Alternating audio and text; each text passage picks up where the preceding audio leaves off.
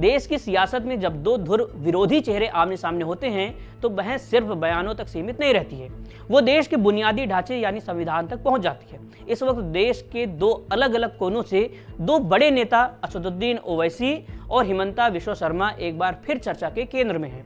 मुद्दा है देश का सबसे बड़ा पद यानी प्रधानमंत्री की कुर्सी। बात शुरू हुई महाराष्ट्र के सोलापुर से, जहां 15 जनवरी को होने वाले नगर निगम चुनावों की तपिश महसूस की जा रही है। AIMIM प्रमुख असदुद्दीन ओवैसी ने एक ऐसी बात कह दी जिसने पूरे देश में नई बहस छेड़ दी है। ओवैसी ने कहा, मेरा ख्वाब है कि एक दिन हिजाब पहनने वाली बेटी इस देश की प्रधानमंत्री बने।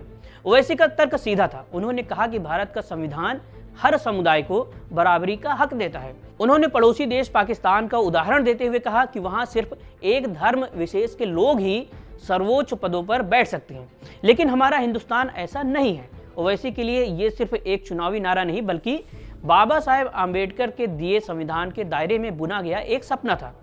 लेकिन जैसे ही हिजाब और प्रधानमंत्री पद का जिक्र हुआ, पलटवार आने में देर नहीं लगी। असम के मुख्यमंत्री हिमंता बिस्वा शर्मा ने इस संवैधानिक कल्पना को एक अलग मोड़ दे दिया। उन्होंने ओवैसी को जवाब देते हुए कहा कि संवैधानिक तौर पर कोई रोक नहीं है, लेकिन भारत का प्रधानमंत्री हमेशा एक हिंदू व्यक्ति ही होगा। हिमंता का ये बयान सीधे तौर पर ओवैसी के हिजाब वाले ख्वाब के खिलाफ एक बहुसंख्यक दावे की तरह देखा गया। इसके बाद तो जैसे बयानों की बाढ़ आ गई। बीजेपी प्रवक्ता गौरव वल्लभ ने ओवैसी की मंशा पर ही सवाल उठा दिए। उन्होंने कहा कि ओवैसी मुस्लिम महिलाओं के प्रतिनिधित्व की बात नहीं कर रहे, बल्कि सिर्फ हिजाब के एजेंडे को आगे बढ़ा करके समुदाय को गुमराह कर रहे हैं। वहीं केंद्रीय मंत्री बंडी संजय कुमार ने तो ओवैसी को उनके अपने घर में ही चुनौती दे डाली। उन्होंने पूछा कि मजलिस यानी AIMIM में कितनी मुस्लिम महिलाएं बड़े पदों पर हैं।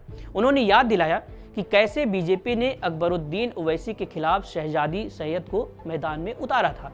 यही नहीं, इस विवाद में अब धर्मगुरु भी कूद पड़े हैं। कथावाचक देवकी नंदन ठाकुर ने ओवैसी के बयान का विरोध करते हुए एक और बड़ी बात कह दी।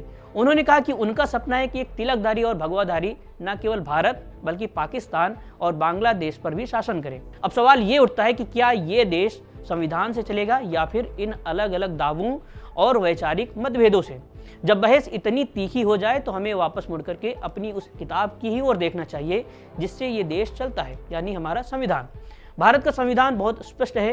अनुच्छेद 75 प्रधानमंत्री की नियुक्ति की बात करता है, लेकिन वहां कहीं भी धर्म या आस्था का जिक्र नहीं है। अनुच्छेद 84 संसद की सदस्यता के लिए नियम तय करता है, मजहब के लिए नहीं। और सबसे बड़ी बात है हमारे संविधान की प्रस्तावना, जो भारत को एक पंथ निरपेक्ष गणराज्य यानी सेकुलर देश घोषित करता है। इसका मकसद साफ है, सत्ता का किसी खास धर्म से कोई कानूनी लेना देना नहीं है। जब कोई नेता ये कहता है कि प्रधानमंत्री हमेशा एक ही धर्म का होगा, तो वो कानून तो नहीं बदलता, लेकिन लोकतंत्र की उस आत्मा को चोट जरूर पहुंचाता है जो बराबरी का वादा करती है। ओवैसी ने पाकिस्तान का जिक्र किया, जो एक तरह से कड़वा सच भी है। भारत और पाकिस्तान में सबसे बड़ा फर्क यही है कि हमारा संविधान कागजों पर किसी नागरिक के साथ उसके धर्म के आधार पर भेदभाव नहीं करता। अंत में सवाल नीयत का है। क्या ये बयान सिर्फ ध्रुवीकरण के लिए दिए जा रहे हैं? क्या ये सब सिर्फ वोटों के फसल काटने का तरीका है? सच तो ये है कि लोकतंत्र बहुमत की भावना से जरूर चलता है, लेकिन उसके ऊपर संविधान का पहरा होता है। भारत की महानता इस बात में नहीं है कि प्रधानमंत्री कौन है, बल्कि इस बात में है कि यहाँ सड़क पर चलने वाला कोई भी नागरिक, चाहे उसका पहनावा कुछ भी हो, देश का नेतृत्व करने का सपना देख सकता है। और यही सपना हमारे लोकतंत्र की सबसे बड़ी जीत है।